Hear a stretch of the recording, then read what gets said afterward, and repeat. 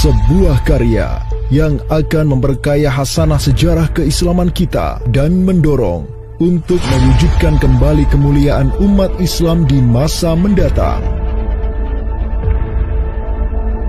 Khilafah Channel mempersembahkan Jejak Khilafah di Nusantara.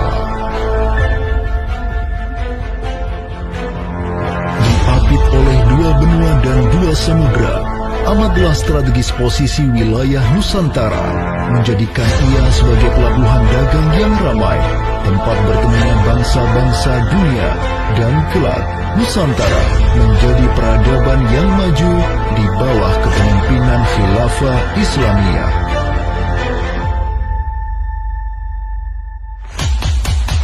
Satu Muharram 1442 Hijriah, 20 Agustus 2020.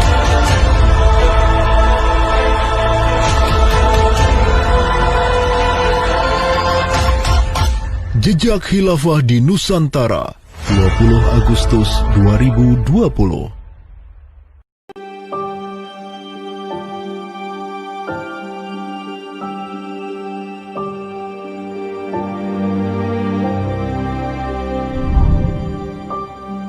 Senin, 12 Rabiul Awal tahun 11 Hijriah, bertepatan dengan tahun 632 Masehi.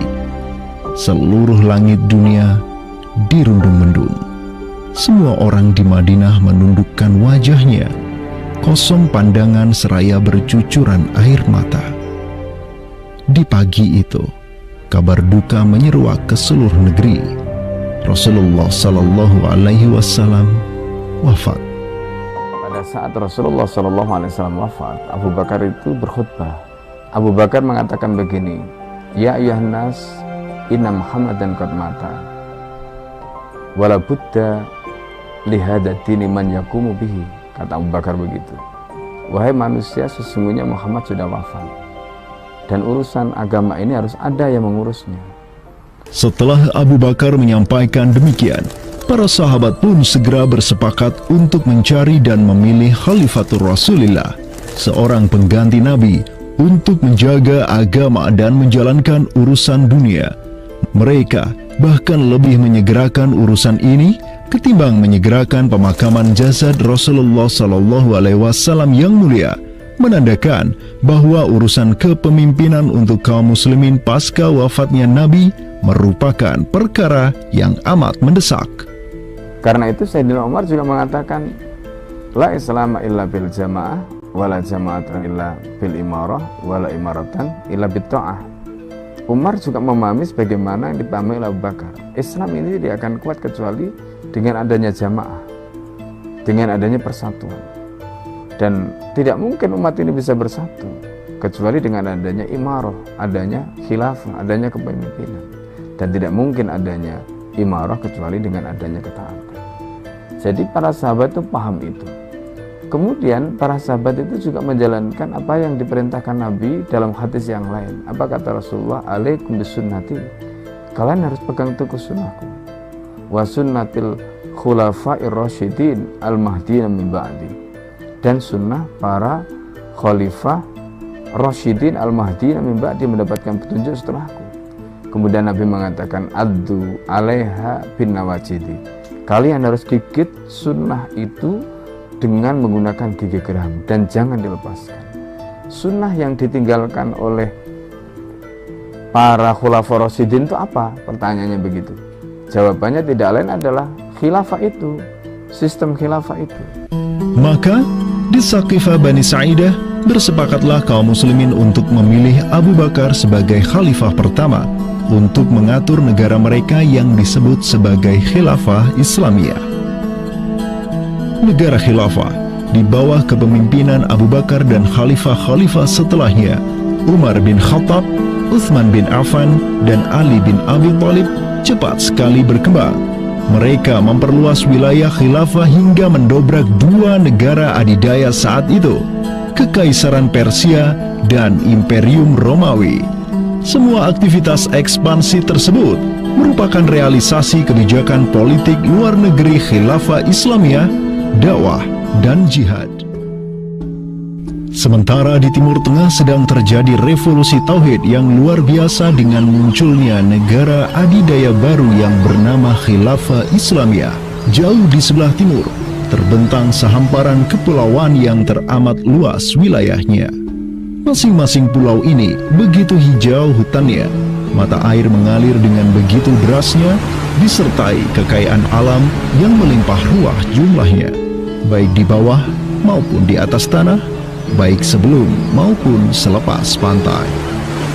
Negeri itu dikenal sebagai Nusantara. Diapit oleh dua benua dan dua samudra, amatlah strategis posisi wilayah Nusantara, menjadikan ia sebagai pelabuhan dagang yang ramai, tempat bertemunya bangsa-bangsa dunia.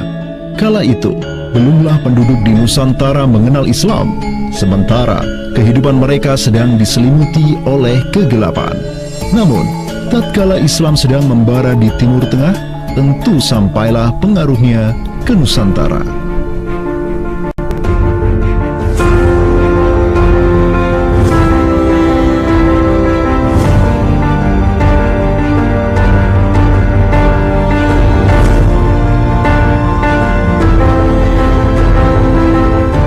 Saya ingin mengutip apa yang pernah dinyatakan oleh Buya Hamka ya di dalam buku beliau dari Perbendaharaan Lama, termasuk juga buku beliau yang judulnya Sejarah Umat Islam, yang beliau menyatakan bahwa sesungguhnya teori yang kita tahu bahwa Islam masuk ke Nusantara itu berasal dari Gujarat pada abad ke-12 sampai 15 Masehi, itu sebetulnya tidaklah tepat sepenuhnya. Karena apa? Karena Buya Hamka memiliki pandangan ataupun penjelasan terkait dengan kapan sesungguhnya Islam masuk ke Nusantara, ke Indonesia. Beliau menyatakan bahwa Islam masuk ke Nusantara itu jauh sebelum teori Gujarat.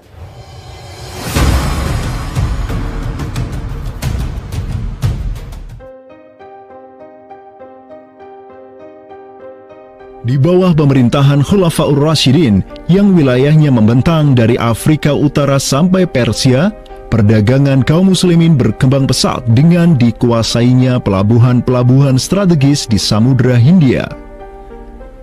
Hubungan diplomatik dan komersial pun terjalin dengan sejumlah kerajaan dari India sampai Cina. Sui Tangshu, sebuah kronik kuno dari dinasti Tang di Cina mencatat, telah datang serombongan utusan khilafah ke hadapan penguasa Cina di tahun 651 Masehi, di mana tahun tersebut merupakan masa Khalifah Utsman bin Affan. Hubungan khilafah dengan dunia timur terus berlanjut sampai di mana khilafah beralih ke pemimpinannya di bawah otoritas Bani Umayyah. Apabila hubungan negara khilafah dengan kekaisaran Cina sudah terjalin sejak masa Khulafaur Rasyidin melalui jalur laut, tentulah utusan khilafah akan melalui wilayah Nusantara yang menjadi penghubung antara Timur Tengah dan Asia Timur. Dan di ujung paling barat wilayah Nusantara, terdapat pulau besar yang kala itu dikenal oleh bangsa Arab sebagai Sribuza, pelafalan mereka untuk menyebut kerajaan Sriwijaya. Pelabuhan-pelabuhan di kerajaan Sriwijaya senantiasa menjadi titik transit setiap kapal yang hendak melanjutkan perjalanannya.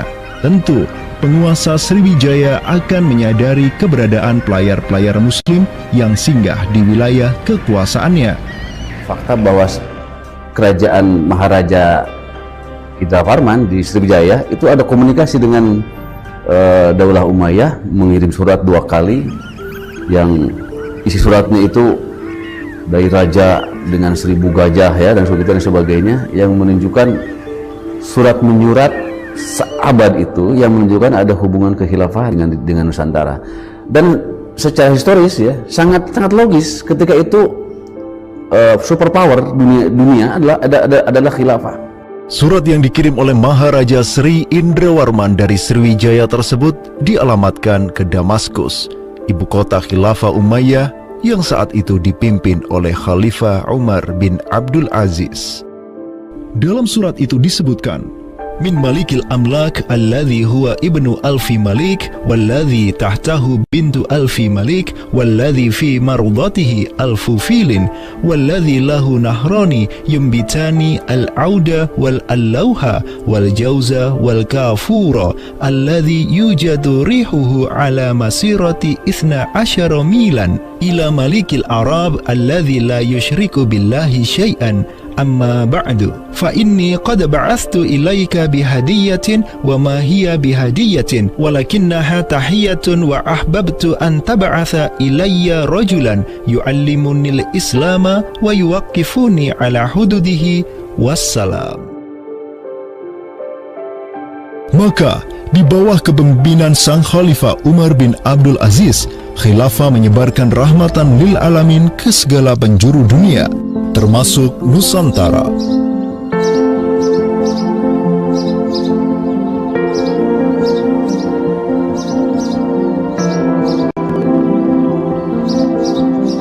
Seperti sekarang Amerika atau Eropa kan ada hubungan dengan semua negara karena dominasi politik, ekonomi mereka, budayaan dan sebagainya. Saat itu penguasa dunia atau superpower adalah dunia Islam, institusi politiknya khilafah, maka sangat logis kalau ada relasi dengan berbagai semua negara.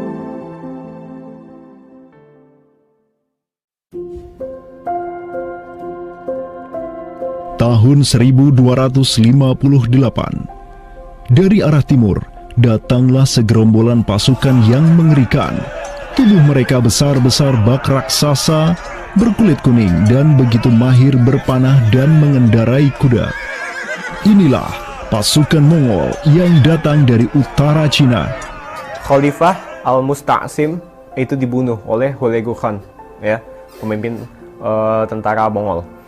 Kemudian pasca penaklukan Baghdad, itu Baghdad menjadi kota kosong, ya. Penduduknya dibantai, khalifah dibunuh, ya, kotanya dibakar, perpustakaan dihancurkan, wah pokoknya kacau sekali lah. Nah, tapi ternyata banyak keluarga Abbasiyah, ya, dinasti Bani Abbasiyah yang dia itu selamat dari pembantaian orang-orang Mongol, dan mereka itu akhirnya berdiaspora, mengungsi, ya. Ada yang berdiaspora, ada yang mengungsi ke Hijaz, ada yang mengungsi ke daerah Najd, ya, ada yang mengungsi ke daerah Mesir.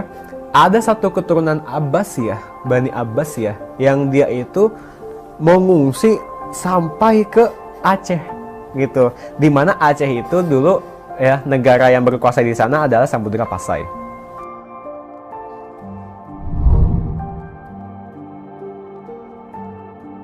Terdapat 3 orang Bani Abbasiyah yang diketahui dimakamkan di Aceh, yakni yang pertama Sodrul Akabir Abdullah bin Muhammad Al-Abbasi, keturunan Khalifah Al-Musta'sir Billah. Kedua, istrinya Siti Rahiman binti Malikul Mu'azzam, dan ketiga, anaknya Sodrul Akabir Yusuf bin Abdullah Al-Abbasi. Mereka bertiga dimakamkan di kompleks yang sama. Yang paling monumental, yang paling besar di sini kita lihat adalah seorang tokoh yang memiliki predikat As-Sadr Al-Kabir ataupun pengawal para pembesar yang derajatnya mungkin setingkat dengan Perdana Menteri. Beliau bernama Abdullah bin Muhammad bin Abdul Qadir bin Abdul Aziz bin Al-Mansur Abi Ja'far Al-Abbasi, yang mana genetika beliau yang daripada Al-Mansur ini sendiri, yang merupakan kakek buyut daripada Abdullah ini, adalah seorang khalifah dari Bani Abbasiyah. Bani Abbas ini yang terkubur di Aceh, ya, Lok Sumawe ini, ayahnya ini, ya, Muhammad bin Abdul Qadir, ternyata dia itu dicatat oleh Ibnu Battuta, ya, dicatat oleh Ibnu Battuta dalam rihlahnya kitab Tuhfatun Nazar, ya. Nah, dia itu ayahnya Abdullah bin Muhammad Sodrul Akabir yang di Pasai itu menjadi gubernur, ya, menjadi gubernur di mana, di daerah India, gitu, dicatat oleh Ibnu Battuta, gitu, ya. Dan Ibnu Battuta mencatat sultan-sultan di India itu begitu hormat, ya, begitu taat, dan mereka itu memuliakan keturunan Khalifah Abbasiyah ini, ya, keturunan Khalifah Al-Mustansir billah, begitu. Nah, ini mengindikasikan bahwasanya apa? Sultan-sultan India itu begitu memuliakan, dan mereka itu dalam satu riwayat lain juga membaiat Khalifah Abbasiyah yang ada di Mesir. Sementara sultan-sultan di India, ya, kesultanan Islam di India itu punya hubungan erat dengan Samudra Pasai, begitu. Nah, di sini kita bisa menduga kuat bahwasanya Samudra Pasai itu juga berbaiat kepada Khalifah Abbasiyah. Samudra Pasai pada masa itu berbaiat kepada dinasti sebelum Utsmaniyah berkuasa, yaitu kita menduga dan meyakini hal tersebut sesuai fakta-fakta yang kita temukan di lapangan, bahwa Madinatul Sumatera ataupun Jaziratul Jawi, Samudra Pasai itu berbaiat langsung kepada dinasti Abbasiyah. Sultan Zainal Abidin bin Ahmad bin Malikus Zahir bin Malikus Saleh, penguasa Pasai di masa Sadrul Akabir Abdullah Al-Abbasi hidup, menyatakan baiatnya kepada Khalifah Al-Mutawakkil 'ala Allah di Kairo di awal abad ke-15. Begitu pula sebelumnya, Sultan Muhammad bin Tughlaq di Delhi diikuti oleh Sultan Jalaluddin Muhammad dari dinasti Raja Ganesh di Bengali dan penguasa dari dinasti Utsmaniyah di Turki, Sultan Bayazid pertama. Seluruh sultan di dunia Islam menyatakan baiatnya kepada Khilafah Abbasiyah semenjak gelombang badai Mongol berhasil dihentikan oleh pahlawan-pahlawan Mamluk. Pusat Khilafah Abbasiyah kini berpindah ke Kairo, Mesir, dan menjadi magnet kaum muslimin global. Dari pusat khilafah inilah dakwah Islam mulai bangkit kembali dan menggencarkan aktivitasnya dengan mengirim berbagai juru dakwah ke seluruh penjuru alam. Dengan Samudra Pasai yang mendaulatkan dirinya sebagai Darul Islam yang berbaiat kepada Khalifah, Samudra Pasai mengemban tugas untuk mengubah seluruh Asia Tenggara dari Darul Kufri menjadi Darul Islam. Sultan Zainal Abidin Ra Ubabdar dibantu oleh putra Sadrul Akabir Abdullah bin Muhammad Al-Abbasi, yakni Yusuf bin Abdullah, yang di pucuk pusaranya tertera nama kakeknya Khalifah Al-Mustansir billah, banyak menaklukkan wilayah-wilayah yang belum Islam di Sumatera dan Semenanjung Malaya. Seperti Ra Ubabdar. Ra Ubabdar itu berasal dari dua kata, Ra dan Ubabdar, yang mana artinya adalah penguasa gelombang.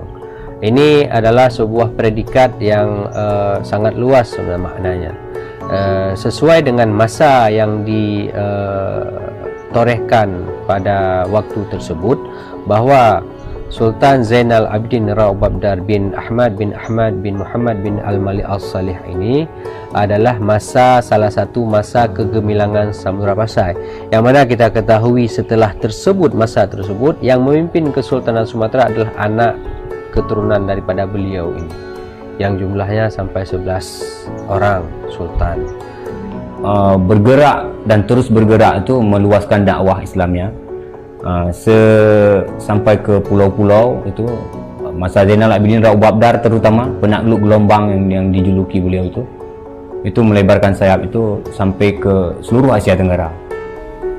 Digelarilah Sultan Zainal Abidin Pasai dengan sebutan Ra Ubabdar, bahasa Persia untuk gelar sang penakluk gelombang, karena dengan arungan pasukannya yang luar biasa di atas gelombang laut Nusantara, ia membuka banyak sekali wilayah, seperti Malaka misalnya, di mana di sanalah Sultan Zainal Abidin Ra Ubabdar menempatkan putranya Sultan Mansur sebagai penguasa Darul Islam Malaka. Kesultanan Samudra Pasai banyak pula mengirimkan juru dakwahnya untuk meminta penguasa-penguasa Nusantara lain agar menerima Islam.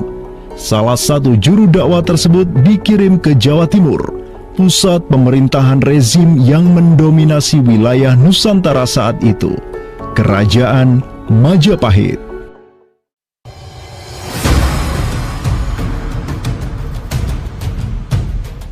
Gresik, Jawa Timur.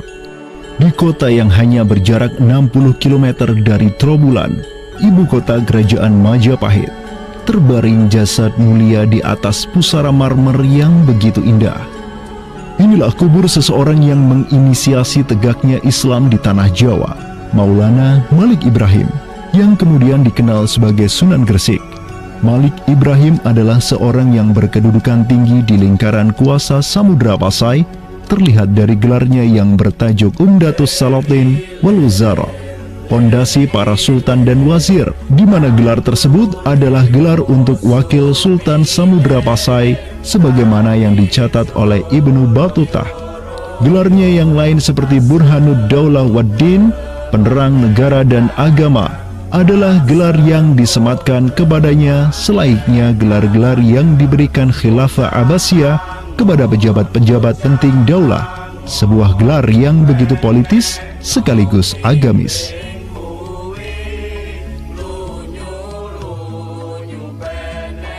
Maulana Malik Ibrahim dikirim oleh Pasai untuk mendakwahkan Islam kepada rakyat dan para penguasa Majapahit.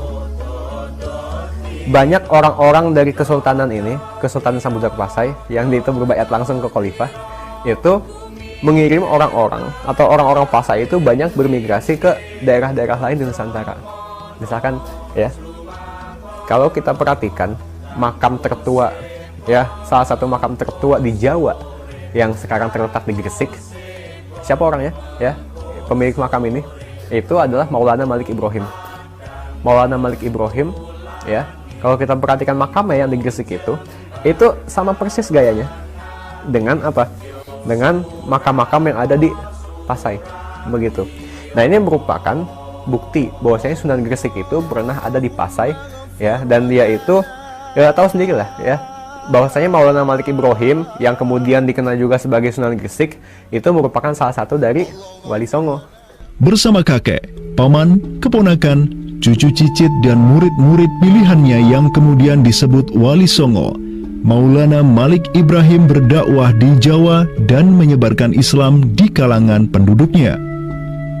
Mereka mendapat sokongan penuh dari negara yang berkuasa di Samudra Pasai, kesultanan yang berbaiat kepada Khilafah Abbasiyah. Dakwah mereka terus berkembang, perlahan namun pasti, dan mulai melumat persendian kuasa Majapahit yang mulai keropos akibat kekacauan internal mereka sendiri.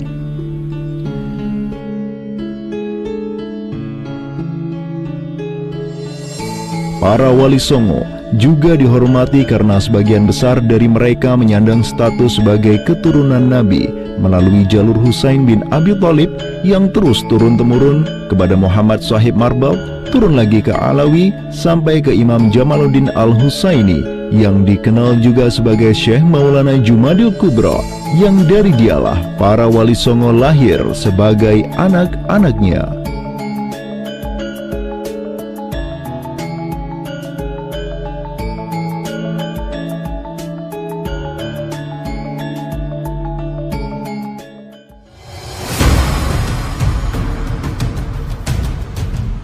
Bertolak dari Gresik, dakwah para wali menyebar ke kota-kota lainnya di Pulau Jawa, bahkan sampai keluar Jawa seperti Maluku, Ternate, Makassar, Kalimantan, dan sebagainya. Selain kalangan rakyat, banyak pula pejabat-pejabat Majapahit yang tercerahkan dengan Islam dan sukarela mengucap syahadatain, seperti para adipati Majapahit di Palembang, Cirebon, Semarang, Pekalongan, Jipang, sampai Mataram. Tak tanggung-tanggung, di antara mereka yang berislam bahkan merupakan sang putra mahkota Majapahit sendiri, Pangeran Jimbun alias Raden Patah, yang merupakan buah dari pernikahan Raja Brawijaya kelima dengan seorang putri Cina. Ketika dewasa, Raden Patah belajar kepada Sunan Giri di Surabaya, kemudian diangkat menjadi Adipati Demak oleh ayahnya. Kemudian di tahun 1478, Brawijaya kelima digulingkan oleh pesaingnya dari Kediri, Girindra Wardana. Tahta Majapahit yang diduduki oleh musuh ayahnya lantas membuat Raden Patah di Demak beserta seluruh elemen Islam di Jawa pimpinan para Wali Songo bangkit berjihad melawan Girindra Wardana dan penerusnya Patih Udara. Mereka terus berjihad dengan penuh keberanian hingga akhirnya berhasil melumat kekuasaan Majapahit yang dipegang oleh para pemberontak dari pihak Girindra Wardana dan Patih Udara. Kaum muslimin pun meraih kemenangan, hingga akhirnya mereka berhasil memproklamirkan berdirinya sebuah daulah Islam pertama di Tanah Jawa, Kesultanan Demak, pada tahun 1482. Digelari Raden Patah sebagai Senopati Jimbun Ningrat Ngabdurrahman Panembahan Palembang Saidin Panatogomo, atau dengan gelarnya dalam bahasa Arab Sultan Syah Alam Akbar Al-Fatah. Dialah sultan yang telah memfutuhat Jawa menjadi Darul Islam. Dengan berdirinya Demak sebagai daulah Islam pertama yang berdaulat di Tanah Jawa, bertambahlah kuat bargaining politik Islam di kawasan Nusantara bersama-sama dengan Kesultanan Samudra Pasai di Sumatera, Kesultanan Malaka di Semenanjung Malaya, Kesultanan Brunei di Borneo, Kesultanan Sulu di Filipina, begitu pula Sultan pertama di Ternate, Sultan Zainal Abidin, yang pernah menimba ilmu ke Jawa di bawah bimbingan Sunan Giri. Dalam rentang abad yang bersamaan, kemenangan daulah Islam di kawasan Nusantara juga diiringi dengan penaklukan Konstantinopel, ibu kota Romawi Timur, oleh salah seorang sultan dari Bani Uthmaniyah, Muhammad Al-Fatih. Penaklukan Konstantinopel sekaligus menandakan tamatnya riwayat Imperium Romawi Timur untuk selama-lamanya. Penaklukan Konstantinopel pada tahun 1453 oleh Muhammad Al-Fatih, sang Sultanur Rum, merupakan realisasi dari janji yang telah terucap ratusan tahun sebelumnya oleh lisan mulia sang Sayyidul Mustafa. Penaklukan Konstantinopel dan sebaik-baik pasukan adalah pasukan yang menyertainya. Dengan dikdayanya kuasa Islam di tanah Rum, menjadikan para penguasa Uthmaniyah mempunyai citra istimewa di kalangan rakyat Nusantara.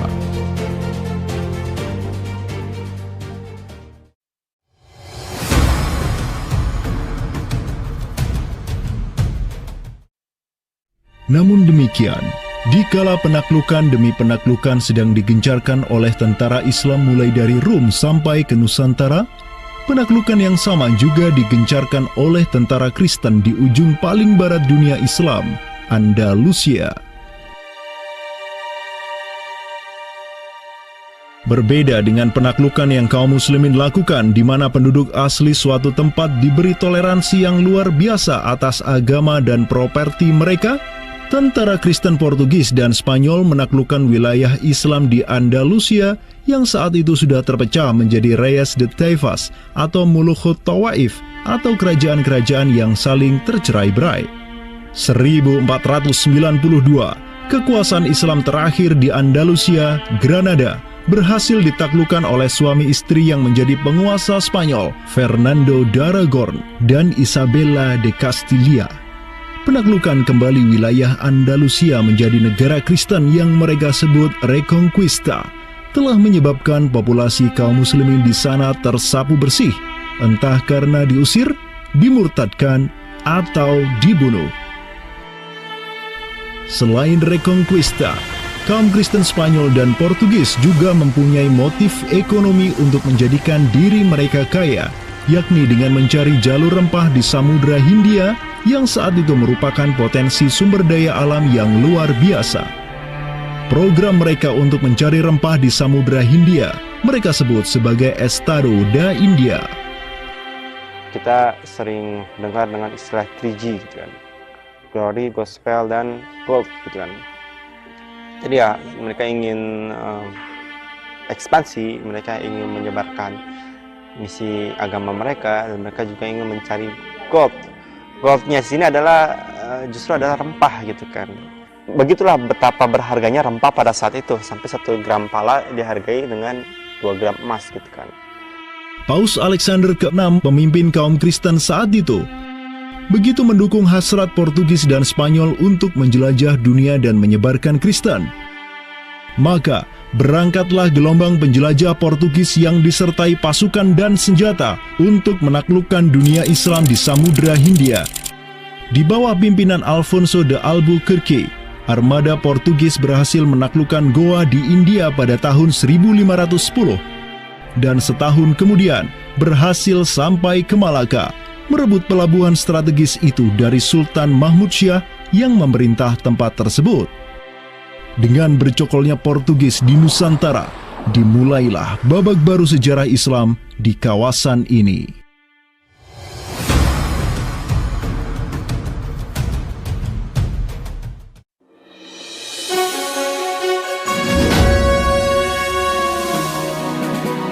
Sementara di Nusantara tengah berlangsung gejolak dengan hadirnya Portugis yang berpusat di Malaka, cucu dari Sultan Muhammad Al-Fatih dari Bani Uthmaniyah, yakni Sultan Selim pertama, berhasil meluaskan pengaruh dan kekuasaannya di dunia Arab.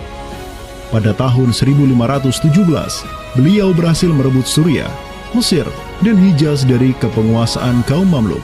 Khalifah Al-Mutawakkil 'alallah ketiga dari Bani Abbasiyah beserta Syarif di Makkah kini menyerahkan kepemimpinan umat Islam sedunia dan pelayanan dua kota suci kepada Sultan Salim pertama, penguasa Uthmaniyah yang bukanlah mereka berdarah Arab. Perlu dicatat bahwa penjelasan tentang Al-A'immatu fi Quraisyin itu, kalau kita merujuk kepada kitab Ar-Rawdah, Rawdatul Thalibin wa Umdatul Muftiin, memang ada hal yang menarik di sini. Di satu sisi ada mengatakan bahwa syarat khalifah itu harus Quraisy. Tetapi Imam Nawawi sepakat ketika katakanlah dari Quraisy tidak ada, terus diambilkan dari mana? Maka kemudian disebutkan di situ ya di luar Quraisy, bisa dari bani ini, itu yang disebutkan di dalam kitab Allah. Karena itu sebenarnya syarat al-a'immah fi Quraisyin itu bukan syarat yang wajib, tetapi difahami di sini berdasarkan penjelasan yang diantaranya disebutkan dalam kitab Allah tadi, itu adalah merupakan syurut afdaliyah. Maka semenjak tahun 1517, kepemimpinan khilafah beralih ke Bani Uthmaniyah. Selim pertama dan anak keturunannya kini didapuk sebagai Khalifatul Muslimin, Amirul Mukminin, Khadimul Haramain, Al-Ghazi fil Bahraini wal Bahraini, Zilullah fil Alam, Padisyah wa Khilafat Penah. Wilayah khilafah Uthmaniyah terus merangsek Eropa, dan merekalah yang menguasai Laut Mediterania dan juga Laut Merah. Adapun Portugis yang bercokol di Samudra Hindia mulai ketakutan karenanya. Karena dengan munculnya khilafah Uthmaniyah sebagai negara Islam yang adidaya, solidaritas Muslim sedunia akan bangkit kembali karena memiliki perisai kuat di sisinya. Ini erat kaitannya dengan hubungan dengan negeri kita, karena keimanan yang kemudian merekatkan ya dengan semangat akidah Islamiyah, semangat ukhuwah Islamiyah, menjadikan umat Muslim yang ada di Timur Tengah dengan umat Muslim yang ada di Nusantara Indonesia itu terjalin hubungan yang sangat erat. Karena kita tahu bahwa ada ayat Allah Subhanahu wa Ta'ala yang menyatakan innamal mu'minuna ikhwah. Sesungguhnya orang-orang beriman itu adalah saudara. Ketika ada saudara mukmin yang terzalimi, maka saudara mukmin yang lain itu punya kewajiban untuk membela. Demikian pula ketika muslimin Nusantara itu terzalimi dengan adanya penjajahan, dengan adanya imperialisme yang dilangsungkan oleh orang-orang kafir penjajah, baik itu oleh Portugis, Spanyol, Inggris, Perancis ataupun Belanda ya. Maka kemudian Muslim yang ada di Timur Tengah yang pada waktu itu masih memiliki kepemimpinan yang tunggal untuk seluruh dunia, yaitu khalifah, itu juga turut ya memperhatikan, turut mendukung, turut memperjuangkan pembebasan ataupun kemerdekaan bagi bangsa Muslim Nusantara. Kenapa? Ini semangat jihad di antara kaum Muslim yang dihubungkan dengan semangat keimanan atau akidah Islamiyah tadi. Kenapa? Yang namanya mukmin itu adalah kal jasadil wahid, ya, satu tubuh. Ketika bagian tubuh yang lain itu teraniaya, maka tubuh yang lain pun punya kewajiban untuk membelanya ataupun juga ikut merasakan penderitaan yang dialami oleh bagian tubuh kaum Muslim yang lain. Semenjak Portugis berhasil menancapkan kukunya di India dan Malaka, tidak hanya dua wilayah tersebut yang ditimpa petaka, namun juga hampir seluruh kesultanan di Samudra Hindia dan Nusantara. Sultan dari Samudra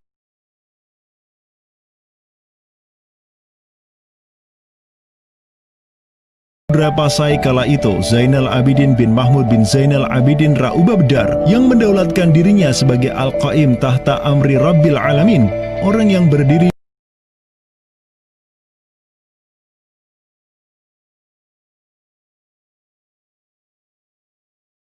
di bawah perintah Tuhan semesta alam, mengirim surat kepada Portugis di Malaka untuk menggugat kelakuan mereka yang sangat merugikan kaum muslimin di kawasan.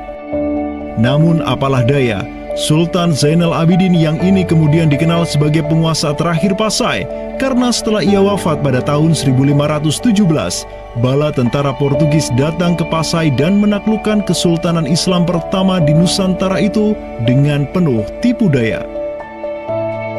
Tak hanya Pasai yang berhasil ditiadakan, Portugis juga mampu menahan serangan pasukan Islam dari Demak sampai Sultannya Patiunus bin Raden Patah syahid di Lumat Muntahan Meriam Portugis pada tahun 1521. Dengan diplomasinya yang culas, Portugis juga menjalin kerjasama dengan kerajaan Pajajaran di Jawa Barat pada tahun 1522. 2 tahun berikutnya, kota Blambangan, Panarukan dan Kediri yang masih menjadi basis kekuatan Hindu di Jawa menawarkan kerjasama dengan Portugis.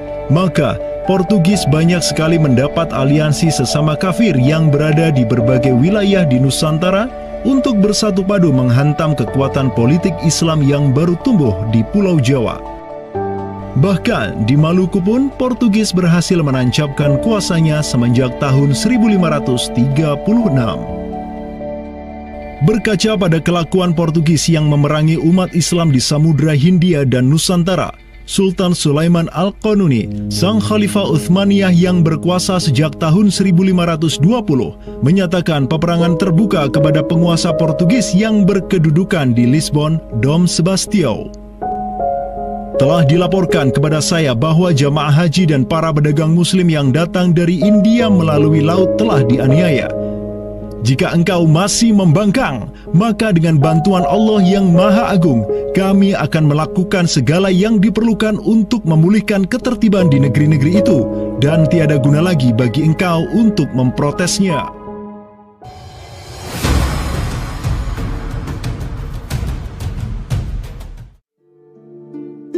Penjaga kedaulatan Islam di Sumatera yang harum selama ratusan tahun, Samudra Pasai, kini sudah sirna di bawah kungkungan Portugis.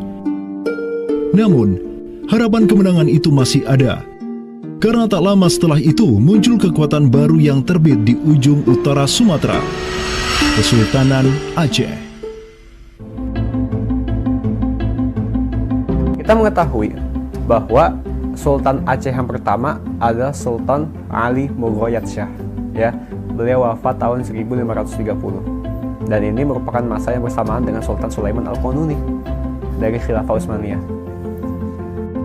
Prestasi Sultan Ali Mughayat Shah telah dicatat dengan tinta emas sejarah.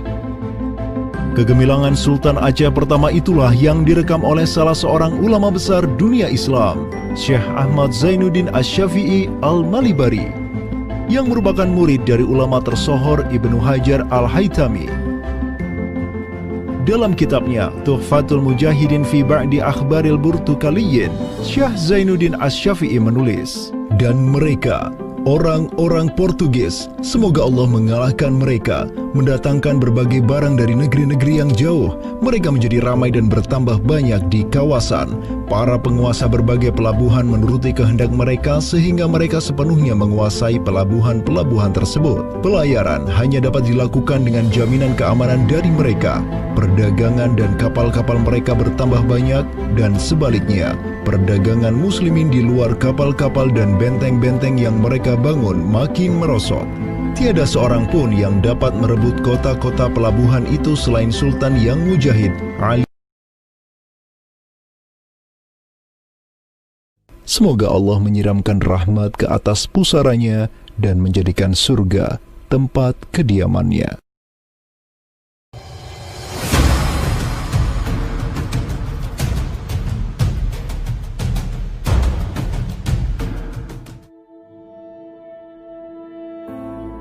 Seiring angin Katulistiwa yang terus merayu, gelora Islam juga terus melaju dari Aceh, Jawa, dan terus menyusur ke arah timur sampai ke Jaziratul Muluk, Kepulauan Raja-Raja. Di Maluku, yang juga dikenal sebagai Kepulauan Rempah-Rempah, ada begitu banyak raja yang berkuasa di masing-masing pulaunya. Namun, semenjak Zainal Abidin, penguasa Ternate yang masuk Islam dan belajar kepada Sunan Giri di Jawa, Ternate langsung memproklamirkan dirinya sebagai negara Islam. Langkah politis Sultan Ternate ini pun secara cepat diikuti oleh penguasa-penguasa lain di Maluku, sehingga negeri dengan ratusan pulau ini menjadi sebuah darul Islam.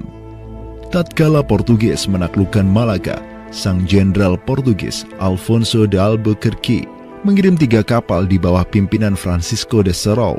Mereka berhasil mencapai Maluku, kemudian berbasis di Pulau Ambon, Banda, dan Seram. Saat itu, para penguasa Islam di Maluku terutama Ternate dan Tidore menyambut baik kedatangan Portugis. Namun seiring waktu berjalan, kemudahan fasilitas yang diberikan para penguasa Maluku membuat kaum Portugis lupa diri. Mereka secara masif memonopoli perdagangan rempah dan memurtadkan kaum muslim. Tatkala salah seorang penguasa Ternate, Sultan Hairun Jamil, mulai menggugat kelakuan lalim Portugis, Sultan Hairun pun dibunuh. Pada integritas yang kemana perginya para lelaki yang akan memenuhi seruan ilahi, di mana jiwa para pemuda berani menjual diri untuk surga yang abadi. Umat melolong di gelap kelam, rindukan pelita yang telah hilang. Khilafah kembali bersinar terang, datanglah wahai para pejuang. Kemana perginya para lelaki yang akan memenuhi seruan ilahi, di mana jiwa para pemuda berani menjual diri untuk surga yang abadi. Mengapakah kalian membisu sementara musuh merampas tanahmu? Mengapakah kalian membisu sementara musuh merampas tanahmu? Menjara, menindas dan menyiksa, kalian hanya bisa terdiam terpana. Kemana perginya para lelaki yang akan memenuhi seruan ilahi, di mana jiwa para pemuda berani menjual diri untuk surga yang abadi. Bangkitlah ahli, tunaikan janji-janji, inilah harapan, tunaikan kewajiban. Bangkitlah ahli, tunaikan janji-janji, inilah harapan, tunaikan kewajiban. Dunia Islam telah lama memburam, suburkan dengan darahmu. Panji Islam kini telah berkibar, tunjukkan di mana peranmu. Dunia Islam telah lama memburam, suburkan dengan darahmu. Panji Islam kini telah berkibar, tunjukkan di mana peranmu. Kemana perginya para lelaki yang akan memenuhi seruan ilahi, di mana jiwa para pemuda berani menjual diri untuk surga yang abadi. Di mana jiwa pemuda berani menjual diri untuk surga yang abadi. Di mana jiwa pemuda berani menjual diri untuk surga yang abadi. Di mana jiwa pemuda berani menjual diri untuk surga yang abadi. di mana jiwa pemuda berani yang akan memenuhi surga yang ilahi. Di mana jiwa pemuda berani menjual diri untuk surga yang abadi, menjual diri untuk surga yang abadi, menjual diri untuk surga yang abadi.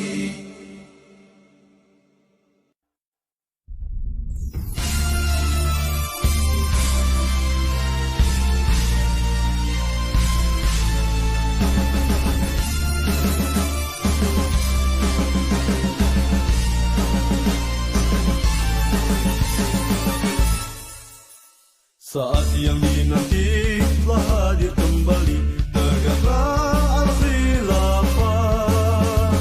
Seluruh umat Islam bersatu kembali dalam naungan Ali wa arwayah. Segala keberkahan di langit di bumi tercurah tak terhenti, selalu temani kemenangan Islam di seluruh penjuru alam. Hingga masuk suci telah kembali, hancurlah negeri Yahudi. Dakwah dan jihad menggetarkan musuh, pantang menyerah raih kemenangan. Khilafah telah kembali, satukan seluruh negeri. Berikan takbir, Allahu Akbar, kibarkan Ali wa arwayah. Khilafah telah kembali, satukan seluruh negeri. Khairu ummah terwujud kembali, jayalah khilafah rasyidah, jayalah khilafah rasyidah.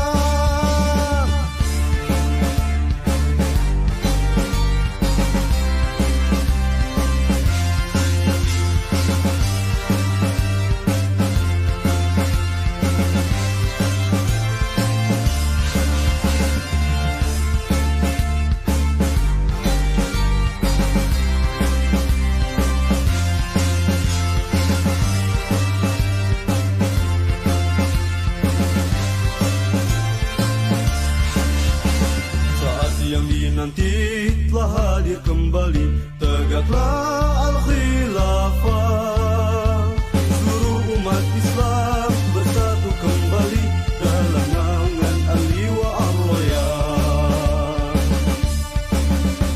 Segala keberkahan di langit di bumi tercurah tak terhenti, selalu temani kemenangan Islam di seluruh penjuru alam. Hingga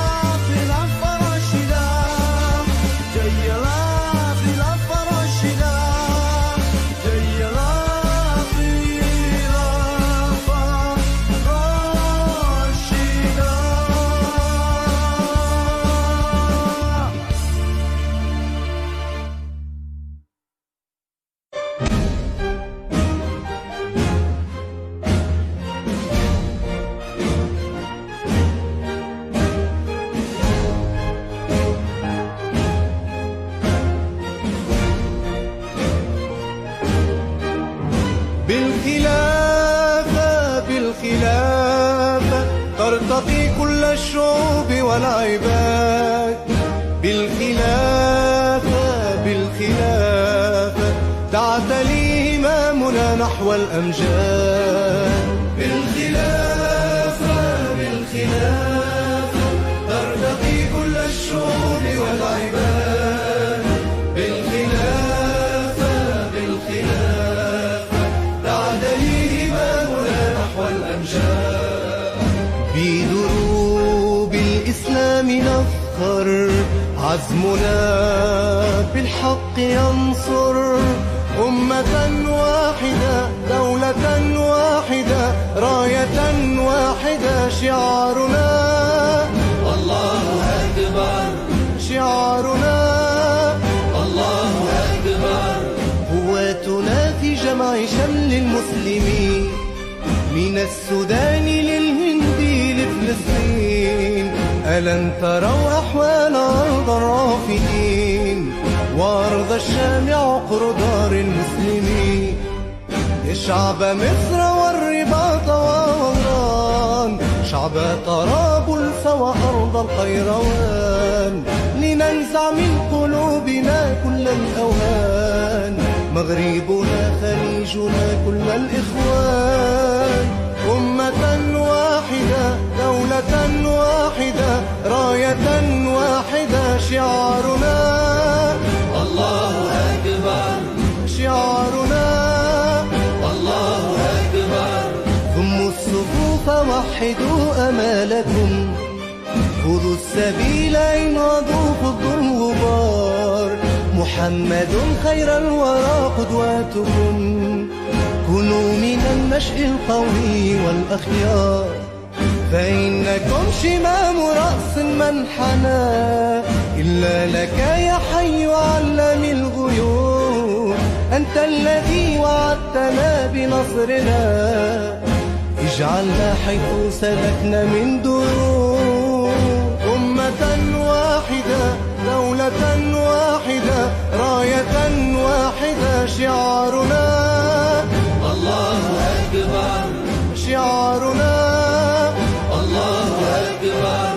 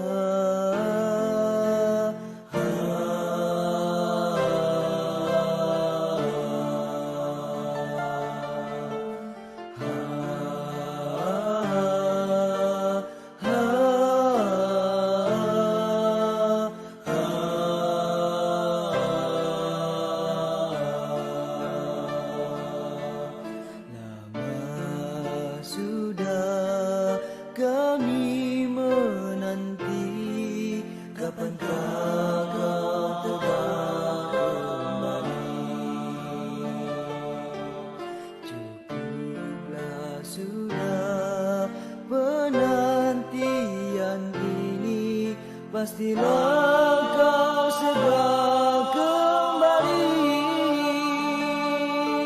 Sambutlah khilafah, sambutlah khilafah, pelaksana hukum syariah.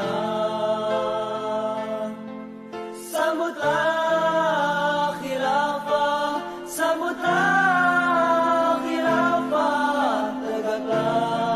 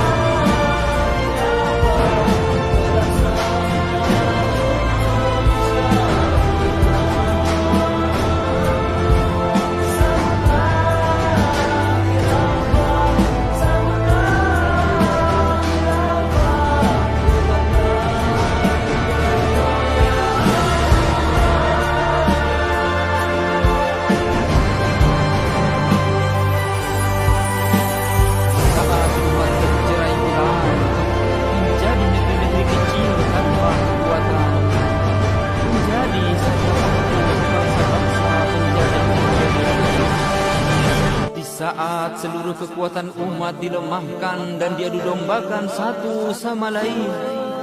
Di saat seperti itulah seluruh umat bangkit, berjuang penuh keyakinan. Seluruh umat bersatu padu hadapi tantangan perjuangan. Dari ujung barat hingga timur dunia terus berjuang mewujudkan tegaknya institusi pelaksana syariah, pemersatu ummah, penjaga ukhuwah, penebar dakwah dan rahmah. Khilafah Rasyidah yang dinantikan, yang diperjuangkan berpuluh tahun lamanya. Saat ini cahaya kehadirannya mulai memancar, harum kemuliaannya mulai tercium, gelegar kehadirannya semakin membahana. Wahai seluruh umat, sambutlah khilafah.